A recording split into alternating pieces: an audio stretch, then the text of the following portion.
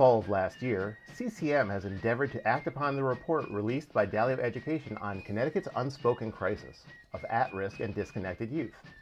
Through expert roundtables, we learned that this is not just an urban problem or a rural problem, but one affecting all 169 towns and cities in Connecticut. It inspired us to create the 119K Commission, named after the number of youth who are at risk or disconnected, with the goal of reconnecting these young people with school or careers. We are inviting experts and the public to speak on this critical subject, and we want to share some of what they shared with us with you. To learn more, visit us at 119kcommission.org. The Municipal Voice is the Connecticut Conference of Municipalities podcast in collaboration with WNHH LP 103.5 FM. I'm your host, Matt Ford. As always, be sure to give us a like and let us know what you're thinking in the comments. CCM's Municipal Voice podcast continues to present a key forum on important state and local issues. The views expressed do not necessarily reflect the consensus views of CCM or a member municipal leader.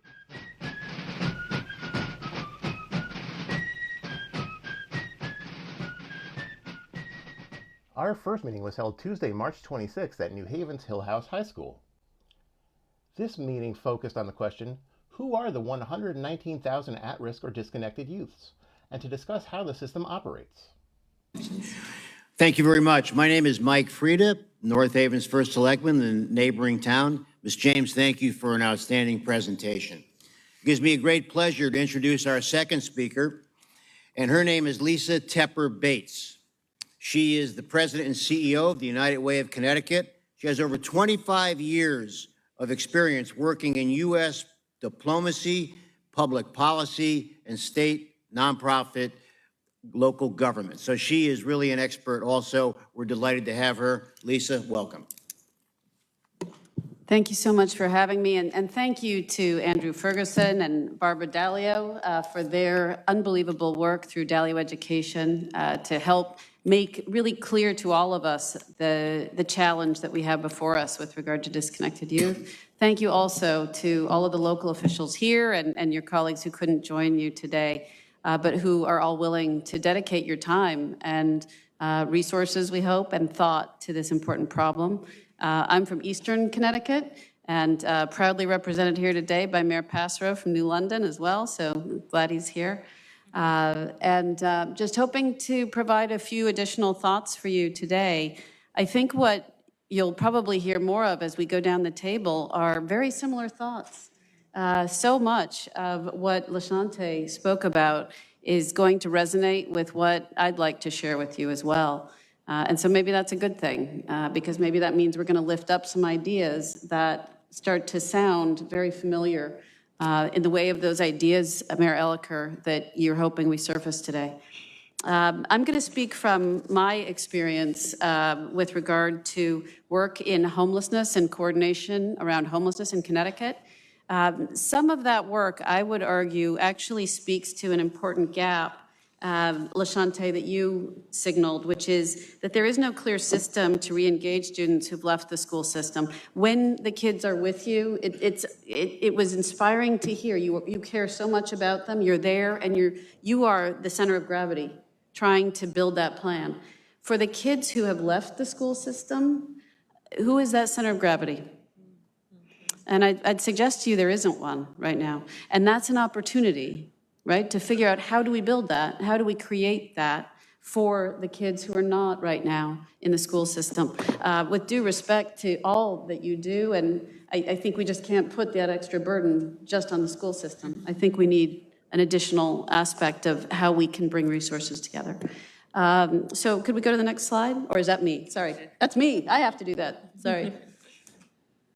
Great. So I'm going to talk to you about a few things.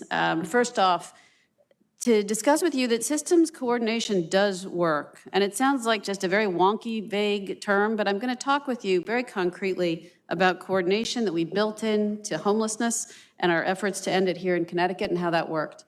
A big piece of that is shifting away from a program-by-program approach to thinking first and foremost about putting the consumer in the center. Not thinking through my lens as a program that might do very good work in what I do, but thinking about the consumer, and they might need 5 different programs to come together around them. And then again, echoing LaShante, effective systems and data come together, and those can drive the outcomes that we all want to see. And there's evidence for that, and there's a way to get there with regard to disconnected youth. Then I'm going to speak briefly to another work stream that I think dovetails so importantly with the Dalio work, which is the Campaign for Working Connecticut, which has also worked on this issue of disconnected youth. And part of that is to discuss the process that we hope might be helpful to you to think about. And then we're going to end with just a few thoughts, Mayor Elicker, about what we would like to do, especially from that Campaign for Working Connecticut work, where we would like to suggest you might start. Next slide. That's me again. Sorry. All right. So with regard to the homeless system, before we coordinated, and I think this is probably the experience that a young person who is disconnected would have today, you feel like it's a maze. You're trying to navigate a maze all by yourself to get to that center place, which is a home, stability, maybe the mental health support you need, a job, and it's all up to you to figure it out. Josh, it was heartbreaking hearing your story, and yet I've seen that same story for so many people, right? They can't put it together easily on their own, and yet we expect them to do that, right? We expect them to navigate multiple programs, figure it out, build their path, and get there. With regard to homelessness, what we tried to do in Connecticut, and are still pulling together, we said put the client at the center and make the programs come together around them. So start with a person and say, what does this person need? And then pull each of the programs that can provide a piece of that. Pull them to the client and have them work together. And I'd suggest to you, all of you who are funders, make that a requirement of your funding, whether it's city or state or federal. Tell them, if I'm funding you for a piece of it, that's great, and please do that. And you must coordinate with your colleagues who do other pieces. I expect that of you, right? And that's how you can make it work. And bringing the resources together that way will maximize the dollars you do have. And I guarantee you there's not enough. We need more investment. But I would also guarantee you we're not maximizing what we do have because we're not coordinating those resources as best we could. So just to take this a step further, this chart here shows you that when we brought that coordinated system together, pulled all the resources to the table in Connecticut, we were able to reduce homelessness in our state by about 60% in less than 10 years. There was some new money, but that wasn't really the secret to it. We actually were keeping track of people, one person at a time, and figuring out what each person needed, and then having different programs work together. And so, that works. So I would submit to you, that's a chart right there that tells you this works. So from that, let's talk about what does that system really look like? And I want to be pretty concrete. And again, LaShante, you're just going to nod through this because you talked about a lot of this. The first attribute of a coordinated system is pulling all the stakeholders together into one place, sharing that data, aligning on priorities, sharing goals. Everybody's looking at the same problem, the same way, the same metrics. And so that rolls into the data. Services coordinated, again, have everybody working from the same sheet of music around the person. Also having a willingness in a system to really be careful to know what works and what doesn't, what you have and what you don't have. And there may be some things you've done for a long time, but maybe they don't really work. So be bold enough to say, stop doing what doesn't work, invest more in what does work. Willing to listen to the voices of those who are affected, the people with life experience, so important. You can't plan a system, you can't take those steps needed unless you're listening to the families or to that young person. They have to be part of building the system. And finally, it's really important to understand coordination doesn't happen by itself. You do have to invest in it. It is its own work. And so just understand that and be ready for that. So application to the 119 campaign, 119K campaign. Just want to frame this out, understanding that opportunity youth or disconnected youth, They are ready to strive for success. They want success. They want stability. But we need to understand that they are trying to piece it together, living in these chasms, getting lost along the way. We also need to understand that a lot of these kids, we know they are disproportionately young people of color, and they are trying to enter a workforce that is already defined by inequities. So also just accept that as a piece of the puzzle. One of the issues we've got to contend with is the fact that we don't have a plan. We're here to talk about building a plan. But know also that we don't even really have a map of all of the resources that we want to pull to the table, either at a statewide level or at a city or town or regional level. So understand that piece.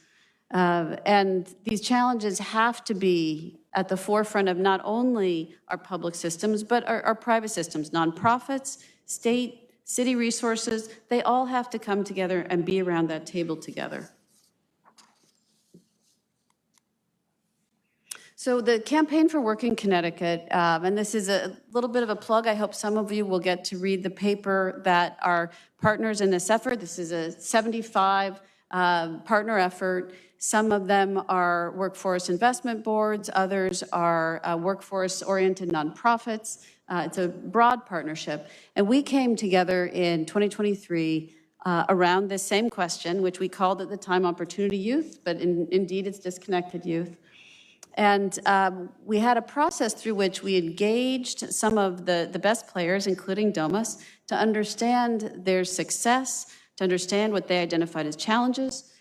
We interviewed young people who were in this disconnected youth population, and we tried to pull together a long-term vision with the data available at the time. And we knew at the time that the Dalio report would be coming on the horizon, and it did, and we were lucky for that.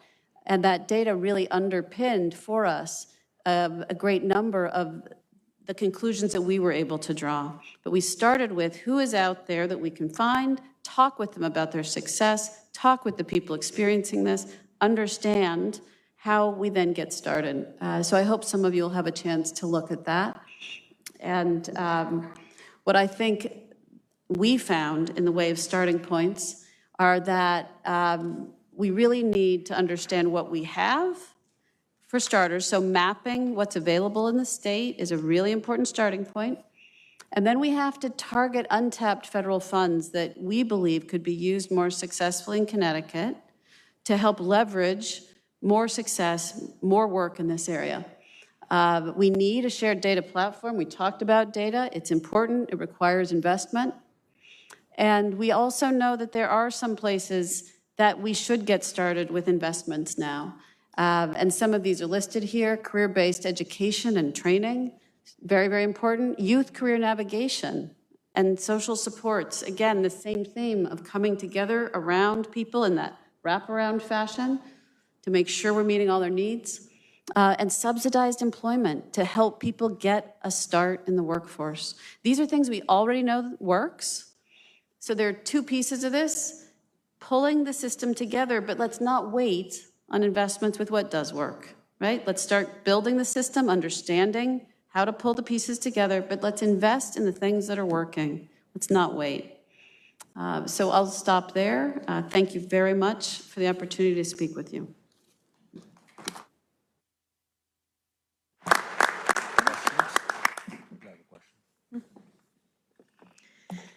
All right, I feel like I always have to start it off. So I greatly appreciate that you honed in on collaboration and coordination of services.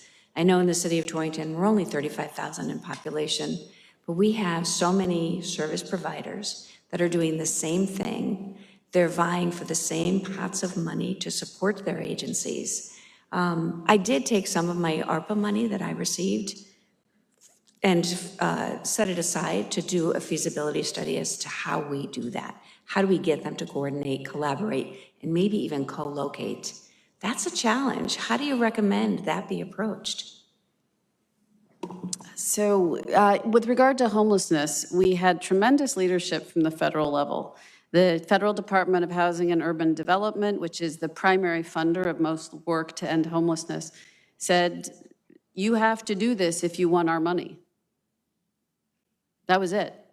Now, that's a hard message sometimes for people to hear. I ran a small nonprofit. You know, you don't go around looking for somebody to tell you how to do your work. But when you say, this is our mission together, and so let's come together and let's understand what you're best at. What am I best at? What are you best at? And let's all do what we're best at. And then let's come together around each person. And then we each add our piece, right? Let's not compete with each other. Let's try and figure out what you can do best and what I can do best, and let's work together. And what we found is that, and I want to be honest, that can be very threatening at first. But we said, this is something we have to do, right? The funding stream requires it. And once you get going and there is a sense of success, it gets easier because everybody sees that we're achieving what we wanted to achieve. We're helping people. We're seeing positive outcomes. That was the whole goal. And so it does get easier. But, you know, again, it's real work. And that's why you have to fund somebody to be that coordinator. And I think you have to say, we're going to do this on a person-by-person, name-by-name basis. And we're going to meet together every week, and we're going to say, how is Josh doing? What does Josh need? And who at this table can follow up on that and make sure to provide that, and this piece and this piece.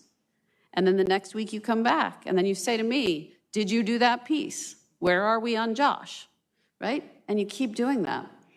And then people get used to a new way to work together. But it's a change, and so that's going to be a challenge.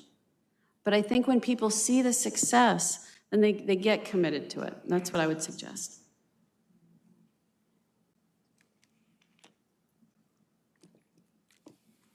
I loved, first of all, what you said about reading from the same sheet of music, because I think that is just a very apt metaphor to a lot of the work that we do in local government and in these fields. If someone's not playing, if somebody loses their timing for even a minute, it all kind of falls apart. But it's extraordinary what can happen when everybody is on time. And I think that, you know, clearly the coordinated access networks have been an example of that. I feel in some ways it's been the exception that's proved the rule. And I guess my question is about United Way as a state contractor. You run many state services for the state. You guys run 2-on-1. Many of your member agencies are contractors who administer state programs. And all of us, I know, hear from our legislators and from our nonprofit providers every year about how they have not seen real increases in their cost of living and in their wages at the nonprofit provider level, that legislators are continually trying to rectify that, but it's been a challenge. And I guess I wonder if you could speak to just the way that state services are administered in Connecticut and the extent to which, you know, through nonprofits, and the extent to which that's been an obstacle, the extent to which maybe that's been a benefit to achieving these successes. And you know, that's going to be just such a big factor, I think, in all of these issues that we're talking about here. Yeah, so I think I would start by saying that Connecticut's social service delivery system does rely very heavily on nonprofits to deliver the services, as I think people know. There's a lot that's good in that, and there are studies in Connecticut that have shown that the services provided by nonprofits are often more cost-effective and higher in quality. And so I think we should all be proud of that. And we have some very good collaboration with state partners. I would say it is a challenge to work with budgets that in some cases have not gone up in 10 years or more, right? Dollar figures of contracts. You can't deliver the same work product in 2024 and the same volume for a contract that has been level since 2014. And that's the case for some of us and some of our services. So that's a real problem. I think, and I don't think I'm alone at this table, I think that Connecticut has got to make some decisions about investing more in our people. We're seeing cost of living go up. Our ALICE data, which is familiar to many of you, reflects that for families in Connecticut, the cost of basics increased by 18% in the last 2 years alone. That's real. Families struggle with that every day. And one of you asked about poverty. Our perspective on that would be that poverty shatters families. Most of the homeless youth that I got to know came from families that had struggled mightily and fallen apart under the pressures of poverty. So that is, I think, very deeply connected here. It might not be the only issue when we talk about disconnected youth, but it's a big piece of it. So I believe very firmly that we've got to invest more in families in Connecticut, in people generally, but in families in particular. So that would be part of what I think I'd answer. Lisa, I really appreciate what you've shared, and help us, so take these principles of a coordinated system and apply them to how this crisis would be addressed and how Connecticut could work together to get 60,000 back on track. Should it operate at the state level? Should it be a local level? Who should be in charge? Who's the quarterback? Is it the governor? Is it a mayor? How do you think about applying it to this? Wow, that's a great question. So I think one thing that probably everyone in this room knows is that Connecticut is very localized. So what might work in Eastern Connecticut is not going to be the same answer for New Haven. But there are general principles, I think, that you can employ here nonetheless. You do need a statewide effort, I would suggest. But you can have a template that can be adjusted. Whether it's maybe at a city level, or cities have very dense populations. They might just need to work on a city level. They might want to work on a regional level. In Eastern Connecticut, where I live, regional cooperation is important. But the key thing is to pull to one table nonprofits, local entities, and their state partners, and to have somebody who is sitting at that table able to be the convener, able to keep everyone on track, and able to be the holder of that by name list of who are the kids we're working with. And frankly, that can be different in different places. In one place, that might be a city entity. In another place, it might be a nonprofit. I think each region, though, or if it's at the city level, you just have to commit to who it's going to be and then get moving. And if you do have slightly different templates, or the same template, but maybe different models that you're building, then you learn from each other. And that's good too. So I think it kind of has to be all of the above, everybody at that table, and identify the best coordinator who can be there. Yeah. To build on that, so what's stopping Connecticut from doing that tomorrow? Is it knowledge? Is it will? Is it policy barriers? What's in the way? It's a great question. I think that probably what stands in the way is that everybody who is already doing a piece of this work is working flat out. And coordination and working differently feels like a whole new task that you're giving them, and that's hard. And again, that's something that I think you can ease if you introduce some new resource in the way of coordination that can help make that a little easier for them. But I do think that everybody's working as hard as they can. That's not the issue. It's how do we ease a transition to working differently?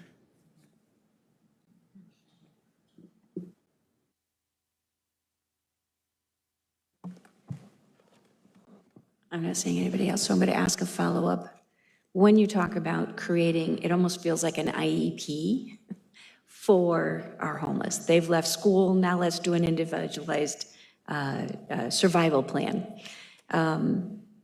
We know that our homeless is also transient. So we might be able to establish these coordinated efforts, a template that each municipality is using.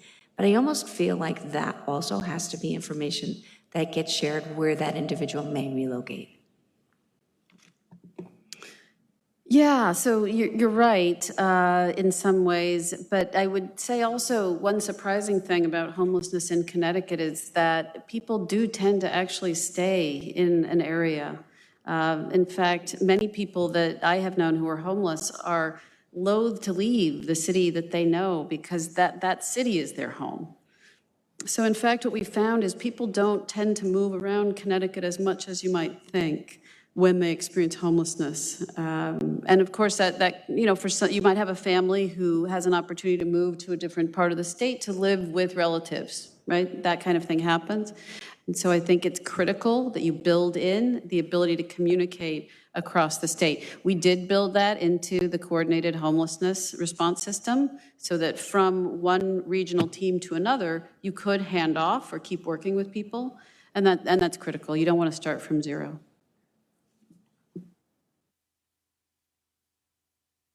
I had a quick question. You are listening to the Municipal Voice on WNHH 103.5 FM. Our third public meeting took place on Wednesday, May 29th at Trumbull Town Hall.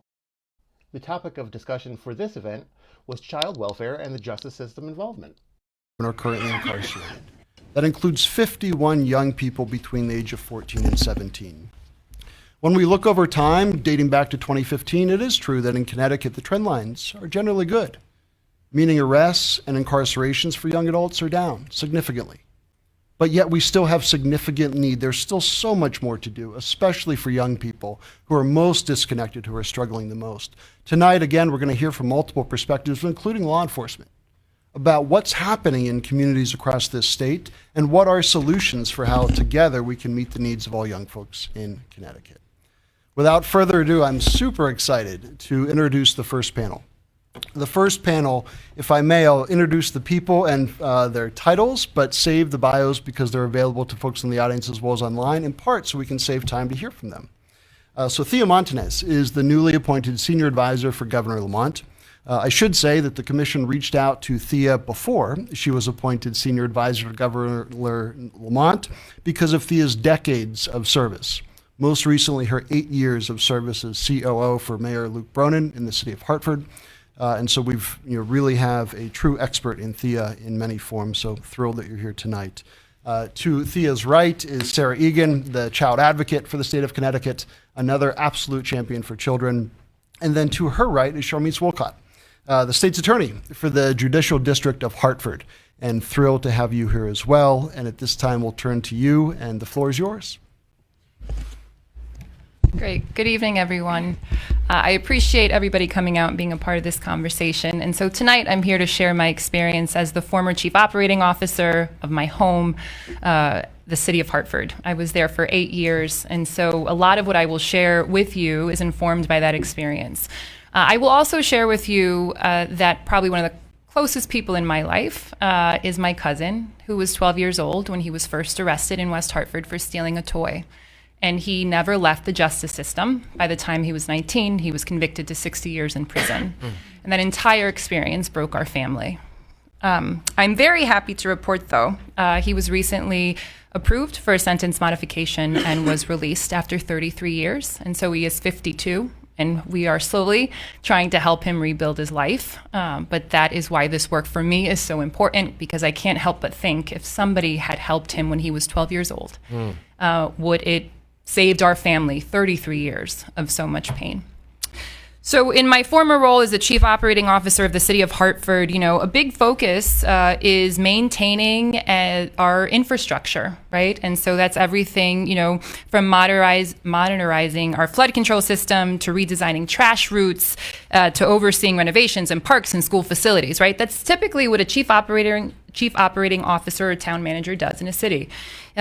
But, I think given the experience I just shared with my family, I also recognize there was another asset in our city that we needed to spend more time investing in, and that's the human capital that exists in a community.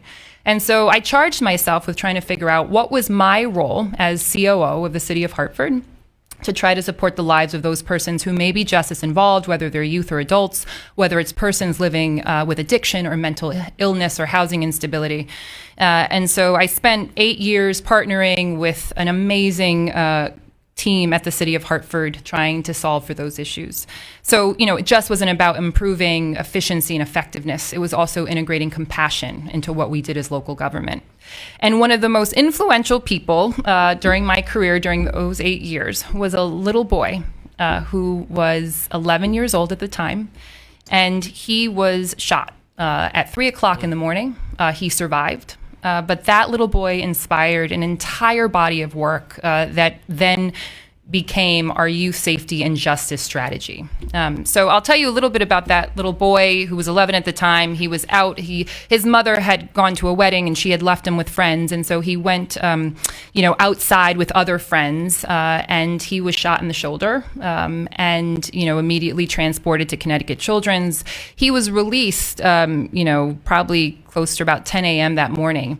And I get a phone call from Mayor Luke Bronin. And Luke had gone to the family's house. He heard about the shooting from the police department, and he wanted to go to the home. And he wanted to understand what he could do to ensure this little boy would no longer, be vulnerable to violence. And so Luke showed up at this apartment building, and he called me that morning. I remember I was making breakfast, and he was calling me because he couldn't get into the apartment building. There was no one to buzz him in. So as he's talking to me, I can hear this little boy, and it's the little boy that was shot, and his arm is in a cast.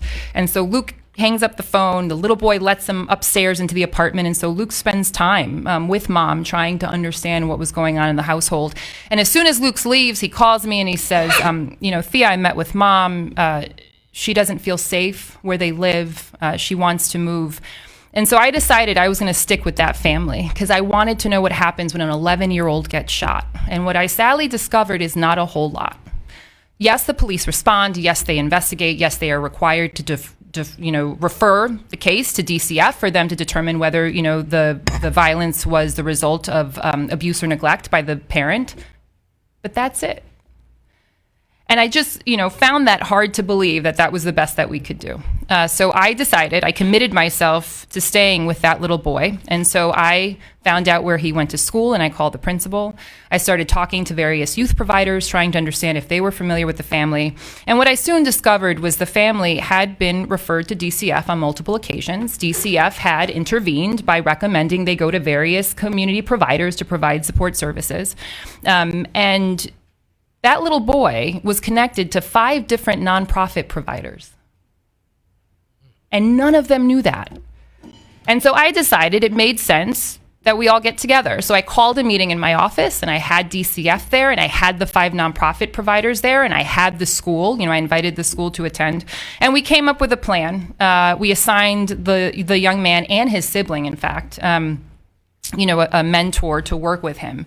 And again, that little boy inspired a protocol that we put in place in the city of Hartford. And so I do have a slide where I can just share with you what that looks like. You also should have a clicker as well, I think. I do have a clicker, but that's too far advanced for me. Okay, perfect. Thank you. This little boy inspired this protocol that I'll share, but I will say to you that since we put that protocol in place, and it's been in place for over 6 years in the city of Hartford, there's a couple of things that we've discovered that keep coming up over and over and over again. So currently in the city of Hartford, if you are a victim of violence and you are under the age of 25, we ensure that we do, again, this protocol that I'll explain to you. But what we've discovered through that work is these 3 things. Oftentimes, the victim of violence has a history of school disciplinary issues, they've stopped going to school, and more oftentimes than not, there are special education needs that are not being met. The second issue is that the victim and or family member is known to law enforcement or the Department of Children and Families. And the third is that the victim has previously been referred to a community-based organization and or connected to multiple community-based organizations, just like that little boy that I mentioned who is connected to 5 nonprofit partners. The second slide is, there we go, the protocol, and it's teeny tiny, and I apologize in advance, so I'll just talk you through it. It talks, it just walks, the first step there is the incident of violence that occurs. So there's 2 ways that, our Department of Children and Families becomes aware that a young person is a victim of violence. One is the Hartford Police Department will automatically notify somebody that we have identified as the point of contact within that department, and will give them a high-level overview of what happened. The second person that will also contact the Department of Family is our Hospital Violence Intervention specialist. And so in the city of Hartford, we have funded, the city has funded our 3 hospitals, Hartford Hospital, St. Francis, and Connecticut Children's, to have a full-time person whose sole job it is to go bedside anytime there has been a young person who's been victimized by violence. So that person with PD will notify our Department of Family and Children that somebody has been victimized and we need to initiate the protocol. From there, that person fills out, an initial intake form, gathering all the information that they have access to, and then within 24 hours, they convene a meeting, and that meeting consists of the person at the hospital that was bedside. It also includes a representative from the school district, youth provider who most likely is connected to that youth and their family, and then DCF. And so the point of that call is for everybody to be on the same page in terms of what happened and how do we ensure this does not happen again, but providing whatever intervention that family needs so that it is coordinated.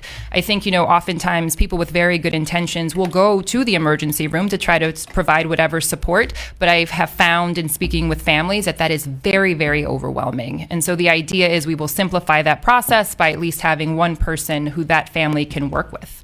And then from there, there are follow-up calls that happen. And, we have seen some success. But, the story I'm going to tell you next is one which is very complex. And it really speaks, I think, to the population, right, that are justice involved that you are focusing on today. And so, the second young person that I'm going to talk about is a 14-year-old boy. So just last year, July 23rd at 3 a.m, he was in a stolen vehicle with his cousin and 2 other young people, and the car was shot. He was not injured. It turns out this little boy was one of 9 siblings. He lived with his mother, who's a single mom. She had just had a newborn baby who I believe was 2 weeks old when the shooting occurred. And her oldest was 17 years old. Multiple children in the house were disabled, including a toddler who had a feeding tube. The family lived in a 3-bedroom apartment. One of the bedrooms was infested with rats, and so they did not use that room. And so really it was a 2-bedroom apartment. And this was this little boy's home. And so, I become aware that he was shot. And so I insert myself into this process that I just laid out, and I have this meeting in my office. And so, we're talking about what we know about the family. And so we ask one of our youth providers to work with the young person and their family. And they have this process, and they're very good at doing it. But I could not stop thinking of this family. And so I kept following up and following up and following up. And every time I would follow up, I would find a new piece of information. And what I discovered about this little boy was he had been expelled from school for violent behavior several months back. He was assigned to alternative education, and he had stopped going at some point. And he did have a criminal history. In fact, he had attacked an elderly person. However, he was not charged. The elderly person chose not to press charges, and it was decided that, he would not be convicted of a crime. So the little boy gets shot on July 23rd, and we get together to come up with a plan. On August 10th, he steals a car in East Hartford.